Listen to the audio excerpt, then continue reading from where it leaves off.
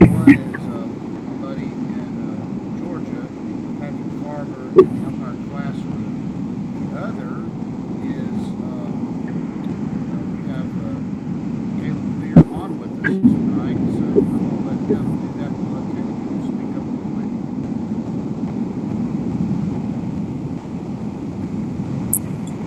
Talking to me? Sure. Yeah, I'm on here. Yep. Sorry. I'm on I'm on another Zoom call as well. I got to take that out of my ear. Um yeah, thank you, Bill. Putting a link in the chat over here. I know several of you if you were on here last time y'all subscribed to my channel, but I just put my channel in the my YouTube channel in the chat there. And I'll post it a few more times throughout as more people get on. If y'all click on that and subscribe to it, I would appreciate it. I try to post videos with rules references for. I try to do it for high school, college, and professional rules whenever I post a rules video. Um, at least give you somewhere to go in there and look and find it and see plays that come up. My longest video is probably like 5 minutes long, and most of them are a minute or less. So hopefully you can find something there you like and might be useful to you. I got baseball. It's baseball 910 Central, and that's it's under the same name on Facebook too. If y'all want to look me up there and give that a follow. Thank you, Bill. All right, so baseball 9:10 Central. He posts something at 9 p.m. Every day. That's how he came up with the name. And it's a lot of good content, so never hurts to have a few more resources. If everyone would do me a favor, I have put my contact information in the chat. I don't necessarily need you to put your contact information, but I do like to track and see who all is coming on and from where. So if you wouldn't mind in the chat, just put your name and what state, or if you're in Alabama, what city or association you're with. I am going to share my screen now, and we'll get started with the rules. We're going to finish up Rule 1 today, and then if we have time, which I think we will, I'm going to go into a specialty thing, um, and then that way we can start fresh with Rule 2 next week. Let me know when you can see my screen. Screen.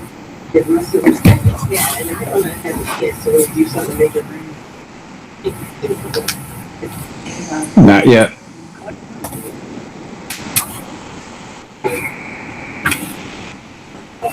There you go. Yep. All right. Okay. So we finished up. I think we finished Rule 1, Section 4 last week, and so we will now go to Rule 5. Rule 1, Section 5. Uh, and I am going to try to go to presentation mode. Neat trick I was taught last week. Except that wasn't it. Okay. All right, so Rule 1, Section 5. Uh, it is mandatory for on deck batters, runners, retired runners, players, students in the coaches' boxes to all have a batting helmet, as well as a non adult ball shagger. So the non adult ball shagger has to have a helmet on whether the ball is alive or not. Um, uh, the uh, if you look at the casebook on roughly page 11, 151 situation B, that is typically a test question. Says after hitting a home run, B4 removes the helmet upon touching second base. Uh, there is no penalty because the ball is dead. So, let's don't go picking boogers and try to make something out of nothing. If the ball is dead, then it's nothing because the rule only requires him to have it on when the ball is live, unless you're talking about a bat boy or a ball boy going out there to get a foul ball. Let's look at situation C also in the case book. Between innings, umpire notices that a player in the coach's box is not wearing a batting helmet. Remind him, tell him to go get a helmet. And we don't need to be jerks about that. Just hey buddy, I need you to go get a helmet. If he continues to violate it, that's a different story. But just the one thing I would caution you, I have told an adult coach to go get a helmet before because he just looked really young. But he wasn't. Oops. Situation E.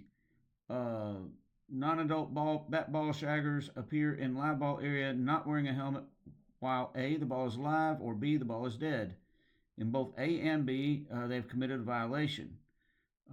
So, again, whether the ball is live or dead, those guys have to have one on. And then situation F on the next page, all helmets should fit reasonably well.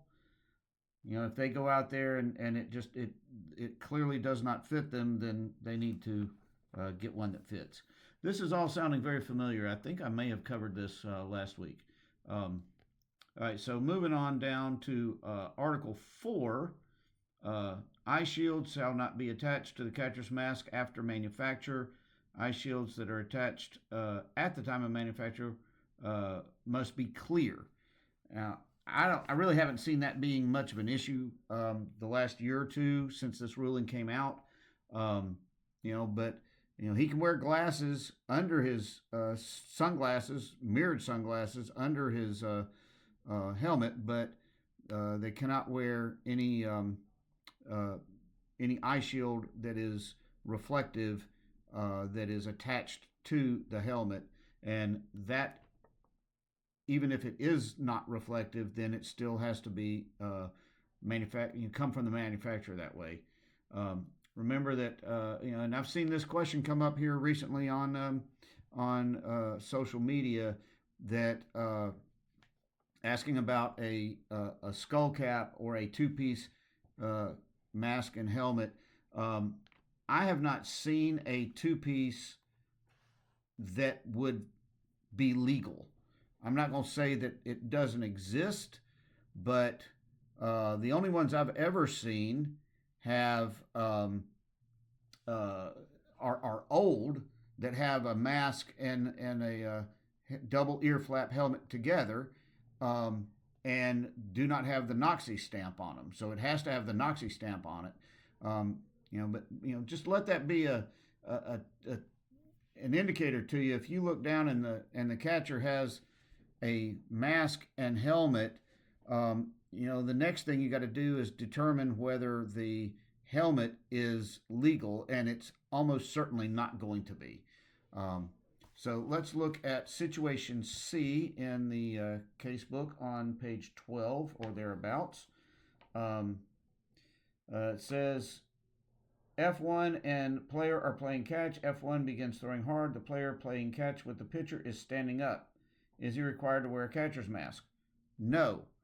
The only time that the catcher warming up the pitcher has to wear a helmet is if he's squatting. If he's squatting, he is supposed to be wearing a helmet and a cup. I can tell if he's wearing a helmet pretty easily. I cannot tell if he's wearing a cup, nor am I going to check. Until a player, I'm not going to read the rest of that. All right, and now let's look at page 13, situation F. Visiting team's catcher is wearing sunglasses with the presence of tint under the hockey-style catcher's mask, ruling this is legal. He absolutely can do that because it's not attached to the helmet. All right, moving on. Rule 157. I will come back to that when we get to when we get done with the rest of 1.5 or the rest of Rule 1. So let's go to 159. Any player equipment judged by the umpire to be unreasonably dangerous is illegal. This is this is your judgment. You have complete authority over that, and whether a coach likes it or not is irrelevant. What their argument is irrelevant. If you deem that the equipment is unreasonably dangerous, then you have the authority to tell them that they have to take it off or take it out of the game or they can't use it. Let's be realistic though. Metal cleats are dangerous. Baseball bats are dangerous. Throwing a baseball in the very close proximity to a batter is dangerous. These are accepted risks when you're playing the game. So what we're looking for is something that's unreasonably dangerous. There's all sorts of stuff that's dangerous, but that doesn't mean that it's unreasonably dangerous. That's the whole reason that we were able to get rid of that stupid jewelry rule, was because there was no proven cases of anyone ever being hurt by jewelry. They researched it. They couldn't find any. There's all sorts of anecdotal cases, but nothing was ever been able to be proven. So thankfully, we no longer have to be the jewelry police. All right. Player communication equipment. That is 1-6. Wait a minute. 1-5. Oh, I skipped one. All right.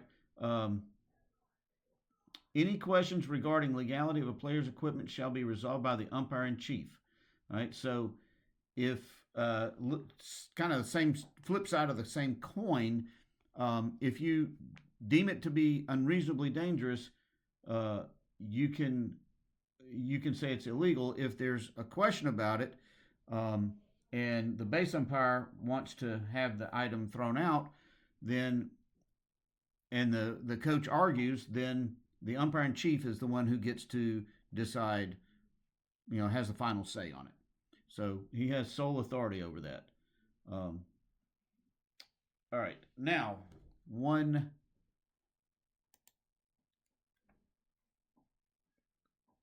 Section 1. Okay. There's not a rule about this, but we're going to go to the case book. Look at page 14.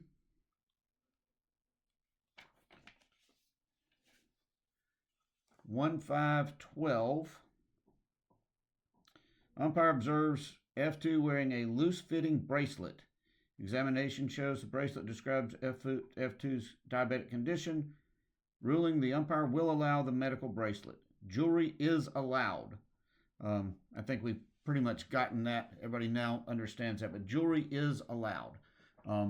Regardless of what you think about jewelry, it is deemed to not be unreasonably dangerous unless if he goes out there with a hubcap on a chain around his neck, obviously that's a different situation. But, your basic everyday jewelry is not illegal. All right, now let's go back to 157. There are 4 scenarios where, and only 4, where the coach has the option to take the result of the play or the penalty. And, I will spoiler alert, a balk is not one of them.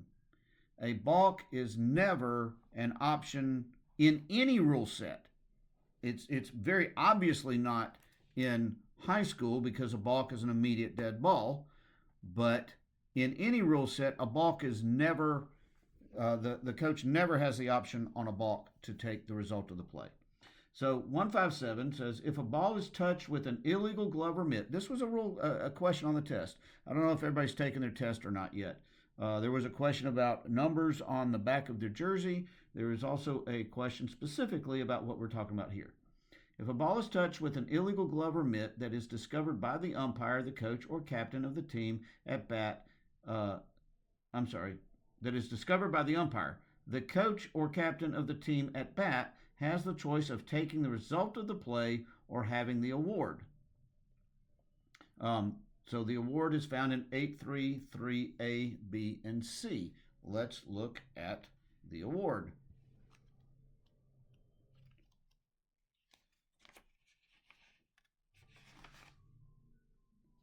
833 A, B, and C. All right.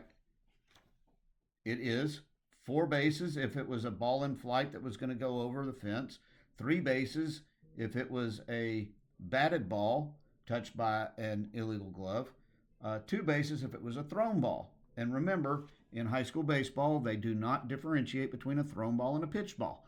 So, the penalty for touching a baseball with an illegal glove or mitt, and again, in high school baseball, there's no difference between a glove and a mitt.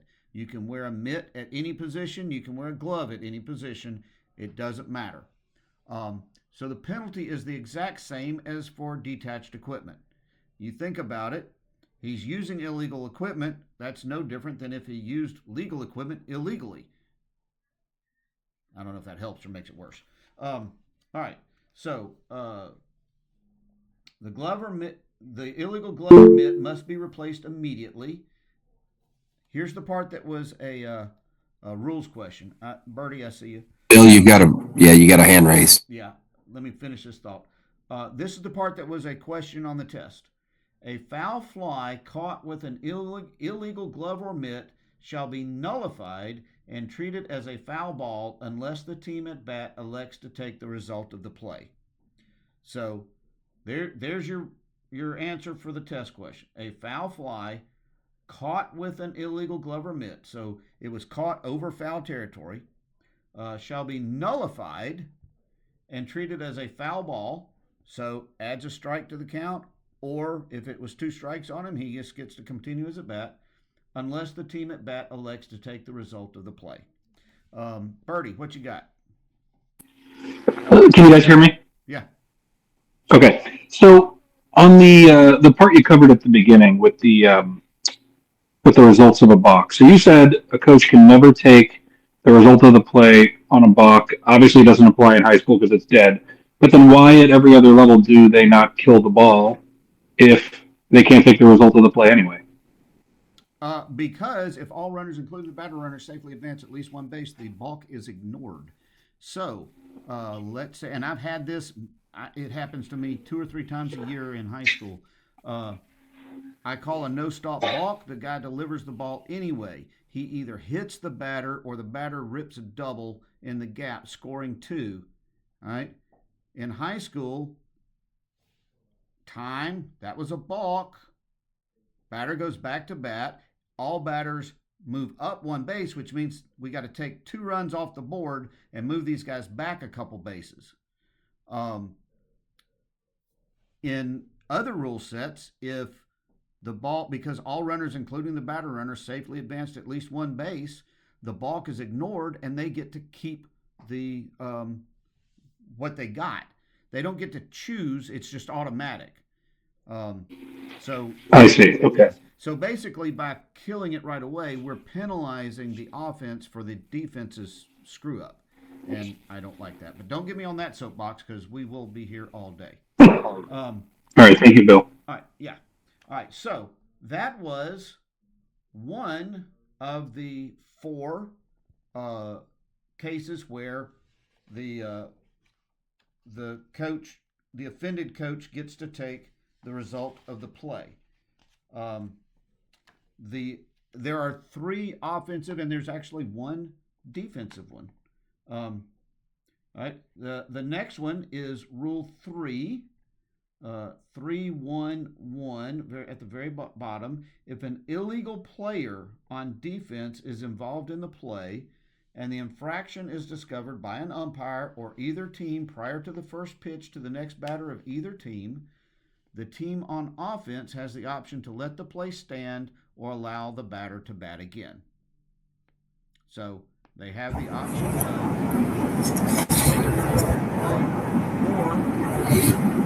get the illegal player out of there and let him go again. Obviously, Where's that one again, Bill? Do what? Where's that one again? That is Rule 3.1 at the very bottom of the page, starting in the middle of the last line, at least on the. I'm working on the 2025 book pass because we have highlights in it. So it says, if an illegal player on defense is involved in a play and the infraction is discovered by an umpire or either team prior to the first pitch to the next batter of either team, the team on offense has the option to let the play stand or allow the batter to bat again. So let's look at the casebook on page 23. Situation L.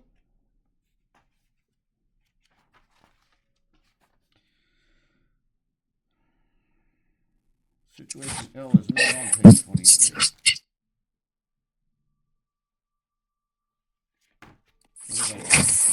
311 situation L on page 24, if that's the situation you're looking for. Yeah, well, let's see here. With one out and runner on R3, sub one, an illegal substitute bats and hits an inside the park home run, scoring 2 runs.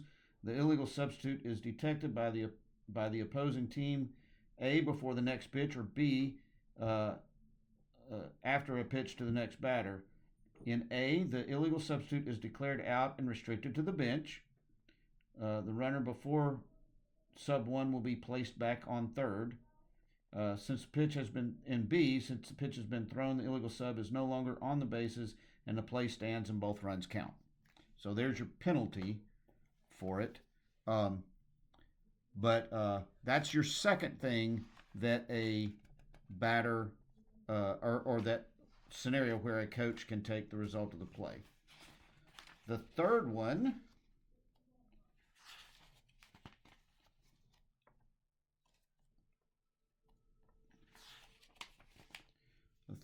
is Rule 841.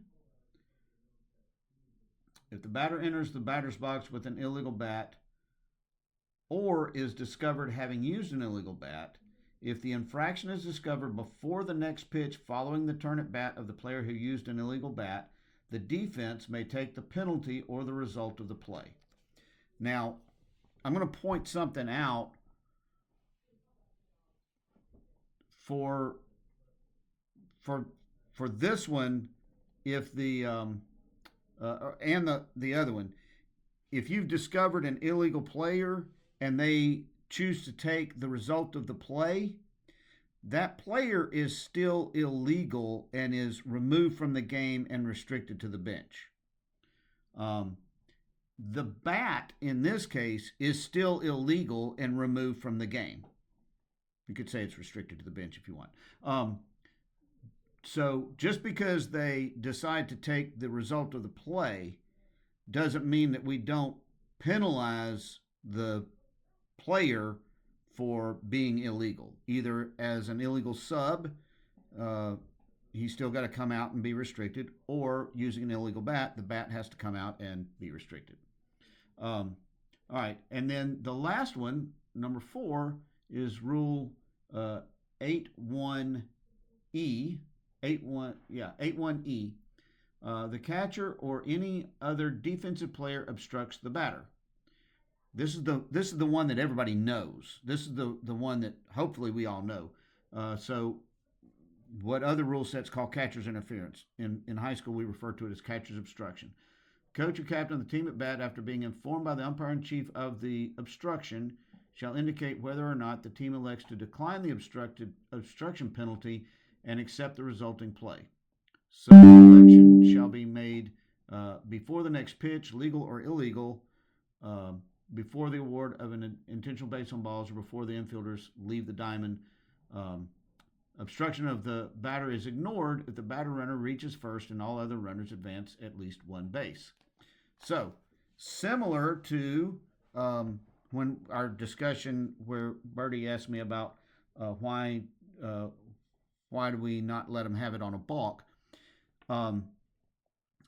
If in this case, in case of catcher's obstruction, if the batter runner and if all runners, including the batter runner, safely advance at least one base, we're going to ignore the catcher's obstruction, and we're going to just keep on rolling with it. If they do not, then we're going to enforce the catcher's obstruction. that is why it is so critically important that anytime you have catcher's obstruction, you do not kill it. And that's a problem for most of us because it doesn't happen that often, and we panic and we know something weird happened, and we want to come up in time. That's interference. No, we got to keep it live, because how is the coach supposed to take the result of the play if you killed it before the play finished? So just make sure that you keep that live. Stick your hands in your pockets, whatever it takes to just, slow down and do it. So if everybody, the batter, let's say the batter hits the catcher's mitt and flies out to right field, so did it, and there's runners on second and third. Let's say that so he flies out to right field, and R3 tags up, comes in and scores. Well, did all runners, including the batter runner, safely advance one base? No. Ball was caught in right field. So we know that we're going to be enforcing catcher's obstruction. But the R3 came in and scored, and that was the go-ahead run. And by the way, that was the number 9 batter that just flew out. So that's the first time he's touched a ball his entire career there, and he's a senior. So the coach is thinking, you know what? He's going to be out no matter what. This guy's, he's good on defense, but he can't hit couldn't hit couldn't hit a baseball using a boat oar. So I'd rather have the result of the play. I want to let him be out and get that run, because that's a go-ahead run. So he comes out to you and says, hey, wait a minute, what's going on here? You've called time, and you're putting my runner on first, and you're putting the run that scored back to third. I would rather have the run than have bases loaded with no outs. Well, okay, since you said that, you can do that. That's his option. So don't make them. You're not necessarily going to know that, hey, I can take the result of the play, I want to do that. They may just come out to you asking why, because at the end of the play, you're going to be like, time, I had catcher's obstruction, you, first base, you, back to third.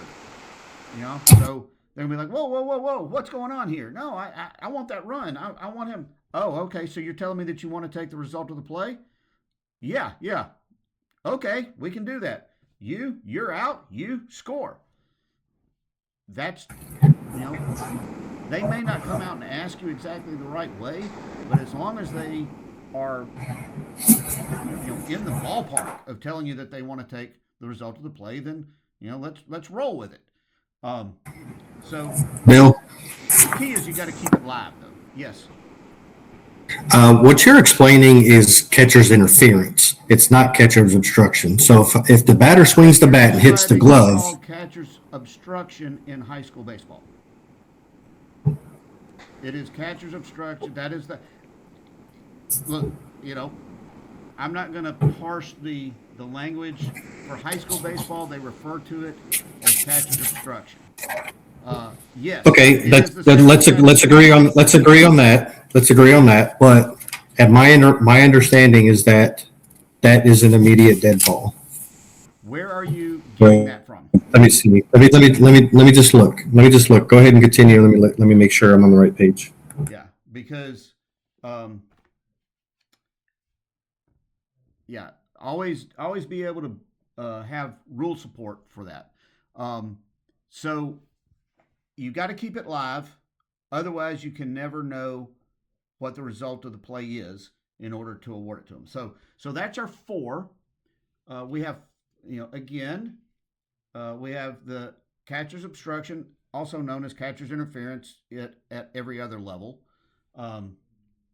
Technically, yes, it is more obstruction than interference because it's the the defense got in the way of the offense. And then we have illegal bat. That's one. We have illegal glove, and then we have illegal player. So that's our 4 and only 4 things that a coach has the option of taking: the result of the play or the penalty. All right. Anybody got any questions on any of that? Yeah, Bill, I got a question again. Sorry, it's Birdie. So mechanically, you said you don't want to kill the play, right? But like mechanically, are you supposed to stand up and let the play go, but still say something like "I got this" or "I got that"? Or does that also You always just mess with the teams? You Okay. always want to make your call when it happens. Just like if you have umpire interference, you're gonna, as soon as he hits your mask, it's like, that's interference. For one thing, you want the catcher to know so he doesn't turn around and just start yelling and screaming or whatever. You want to let him know, I got it, I got it. When you've got batter interference, same thing. Soon as he interferes, that's interference. You point, come over the top and point down him. That's interference. And that way, everybody knows that you've seen it. You don't want to be doing, after the play has stopped, you don't want to have it seem like you got talked into it. So you want to come over the top, say that's interference, and then if the initial throw retires the runner, you're going to ignore the interference. But if it's not, and you haven't said anything, and everybody is happy that the guy stole second, well, half the team is happy the guy stole second, and then all of a sudden you come out and kill it and call an out and put him back to first. Now it looks after the fact. So go ahead and call it, just like with obstruction. You're going to point it, that's obstruction. Then you drop your hand and you wait and see what the result of the play was. Same thing with catcher's obstruction, aka catcher's interference, is you're going to point to it and say, that's obstruction. And now the people that heard you or saw you at least know, yeah, he got it, he saw it. So when you have to enforce it, then it's not a surprise. And really, you're wanting primarily to let the batter know. Yeah, you don't want him going halfway down to first, turning around, yelling at you, he hit my bat, he hit my bat. Yeah, I know. That's why I said that's obstruction. And I had it. Well, it was a different type. It was the catcher stepped across the plate. And by the way, that is another form of it. Catcher stepped across the plate with runner stealing home and caught the ball before it passed through the zone. And the batter's sitting there arguing with me the whole time I'm making my calls, saying he can't do that. He's in my way. And I'm like, I know. And I'm the whole time I'm scoring the run and moving runners, and he's still jawing at me. And I said, by the way, you're supposed to be at first now. Go. And he's, oh, I can go to first? Yeah. You're sitting there arguing with me. You don't even know the whole rule. So that is another form of catcher's interference. Now, the rule says step on or over the base. The NCAA came out with a really good clarification of that last year or year before. And while it's not that clear in the high school rule, I think it's a good rule of thumb to go by, and that is, he doesn't have to step to touch the plate, and he doesn't have to step directly over the plate. If he goes any distance closer to the pitcher than the point of the plate, then he has stepped on or over the plate.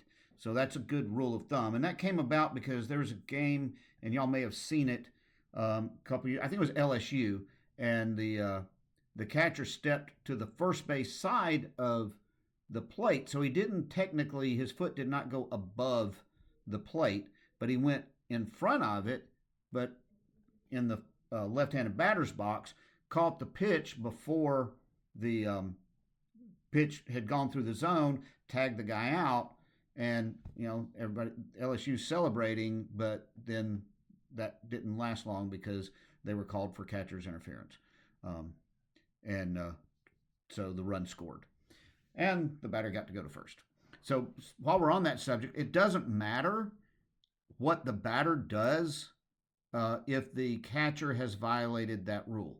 If the catcher steps on or in front of the plate, it doesn't matter if the batter has stepped out of the box. Because if we've got a runner stealing from third, stealing home, hopefully the batter is in on that play and knows not to swing and kill the guy.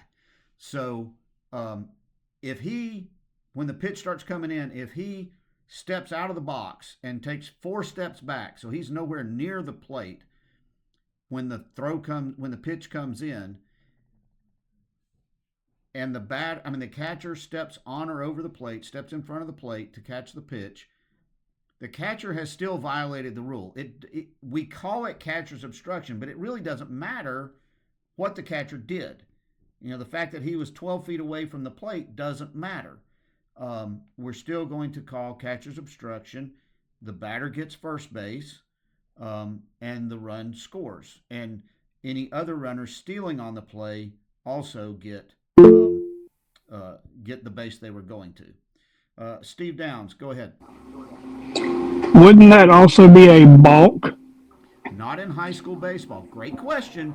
This is where we've got to really know our rule sets and keep them separate. In college and professional baseball, that is a catcher's interference with the added penalty of a balk. That is not the case in high school. So in high school, it is any runners who are stealing on the play get the base to which they were going. If they were not stealing on the play, they have to stay where they were. So let's say we've got runners on second and third. The runner from third steals home, catcher steps in front of the plate, tags him out. Time, that's catcher's obstruction. You score, batter, you first base. R2 stays at second. Now, if they were doing a double steal and R2 was stealing third when R3 stole home, same thing. That's obstruction. You score. R2, you third base, batter, first base. Now, anybody that is forced because of the batter runner getting first base, they do obviously go to the next base. But anybody who is not stealing and is not forced does not move up in high school baseball. In other rule sets, they would, because it has the added penalty of a balk. Good question, and we do have to keep our rule sets separate. Caleb, you have your hand up. Thank you for explaining that. Greatly appreciate that. No, I just wanted to draw attention to the question you have in the chat here. Mark Taylor had a good question. What if he only puts his glove over the plate in the zone without moving his feet? And he's asking, does he have to step for it to be catcher obstruction? And I kind of halfway responded there. If you would. No shock. Caleb and I agree. Quite honestly, there's probably a handful of pitches in almost every game where the catcher might reach out over the plate a little bit to catch the pitch. If you've got a catcher that likes to work close, a lot of times he might be reaching out front, and if you were to freeze it and step over and look straight down, part of his glove might be over the point of the plate. But that's not what we're talking about. If he steps forward, though, he's probably going to violate it. So we're not going to get the slide rule out. If he comes up and takes a step forward, I'm probably going to get him for that. Again, you gotta be there. You got to use your own judgment. You got to see it, but he should, in order to avoid that at all, he should keep his feet behind the point of the plate. Ed Odell, you got a question? Just to stay with you on that one, so we're pretty much going to ignore that reach. We actually want to see more of a physical move to get out. Yeah. If he keeps his feet where they are, I mean, unless he just falls forward, if any of his torso is over the plate, then we're going to get that. But if he just reaches it, we're not going to get that. I'm not. I mean, your judgment may vary, but that's not a booger I want to pick. I mean, if I can get an out, I usually want an out.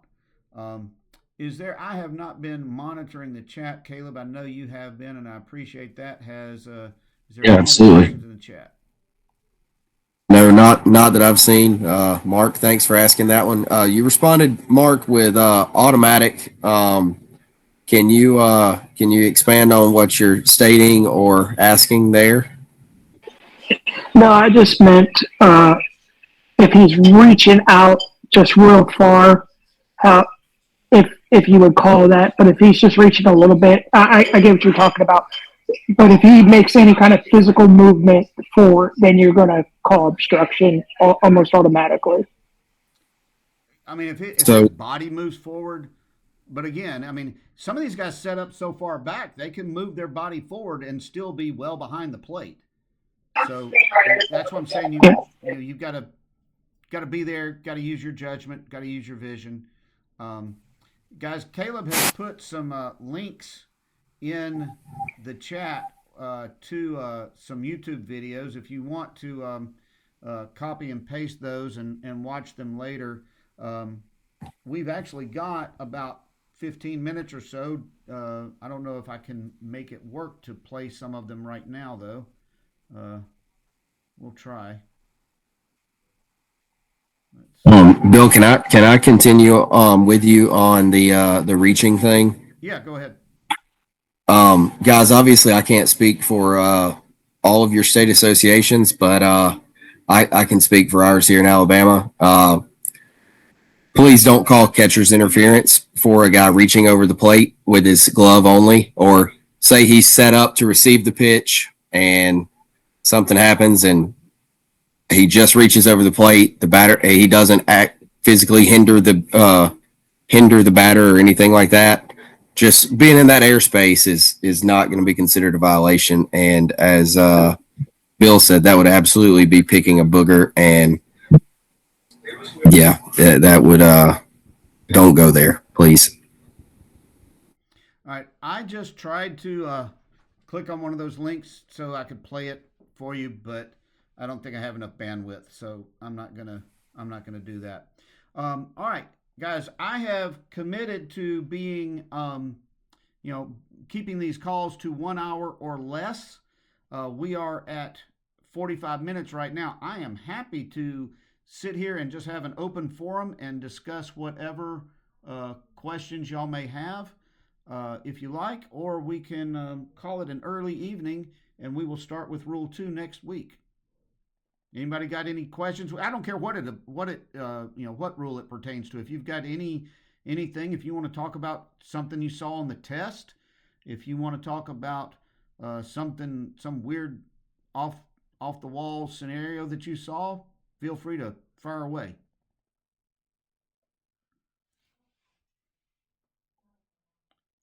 Well, I don't see any hands going up, and I don't hear anybody saying anything. Caleb, you have your hand up. Go for it. So this actually came up. I want to pose a question to everyone here. Sorry for the dog barking. It's always something when I unmute. So last night during a basketball game, actually, one of my crew members gave me the great idea. I'm going to try to reach out and see if I can get the results of the test, not the answers, but the results, at least for our state.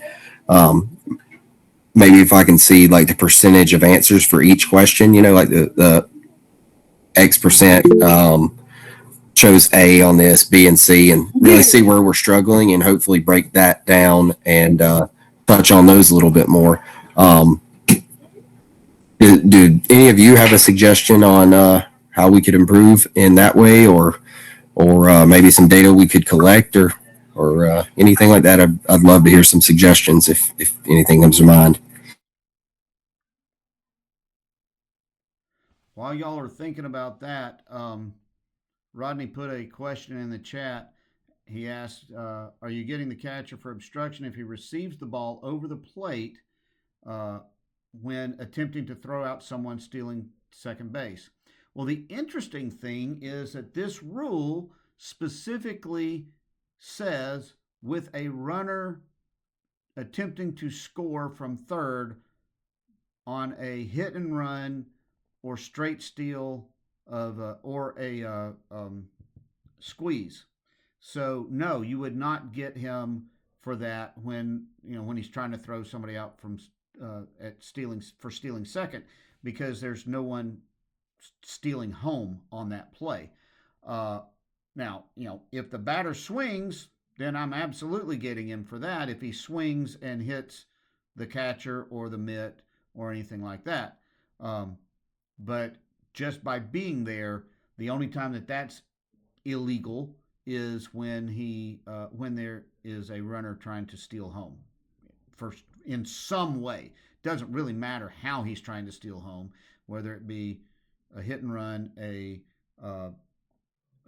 straight steal, or a squeeze play.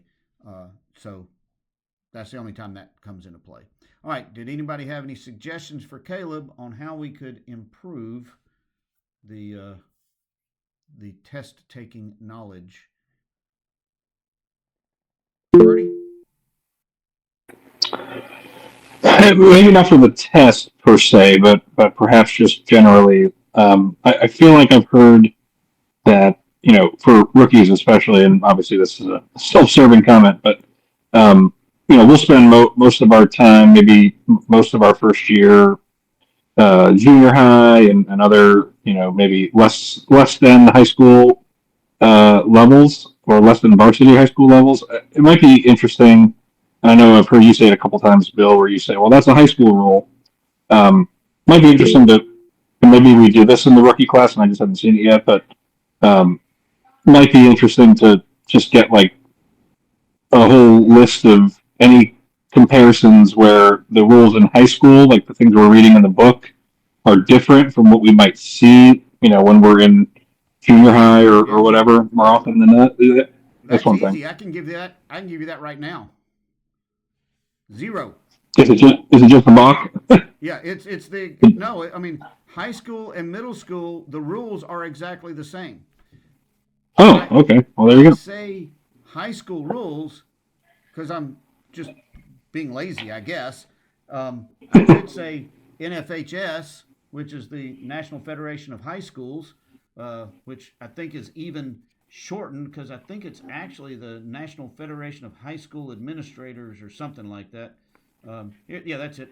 The National Federation of State High School Associations is what it is. So there is no differentiation between high school and middle school. I'm using high school colloquially just to refer to separate it from NCAA or OBR. So yeah, Gotcha. When I'm talking about high school rules, you got to do them in middle school. Everything that is in this book has to be done in middle school. Excellent. All right, great. Well, I mean, it's one that I hadn't contemplated, but yeah, I mean, if you weren't sure, then absolutely ask the question. All right, great. Well, suggestion rescinded. Thanks, Bill. All right, guys. Look, I've enjoyed our discussion. Contact information in the chat. Feel free to reach out. I am always happy to talk baseball, regardless of where you're from or anything like that. So, unless somebody else has a question, I'm going to call it a day. Oh, okay. I got a random question. Okay. I'm just curious. You said you guys already took the test in Alabama. How many questions is the high school test in Alabama? 50. 50? Yeah, I think in Michigan it's like 45. I was talking to a friend in Texas. Theirs is 100. They have 80 questions on the rule book and then 20 on the mechanics. Yeah. I thought that wouldn't be was- opposed to that for us. Yeah, I would like it too because I mean, not to be rude, but a lot of umpires simply just don't spend enough time in the rule book. Yeah. I think that the tests are too easy. And that's why I'm doing this, this training and having it open to everyone. You say you're from Michigan? Yeah, there's usually me. Sometimes there's another guy from Michigan.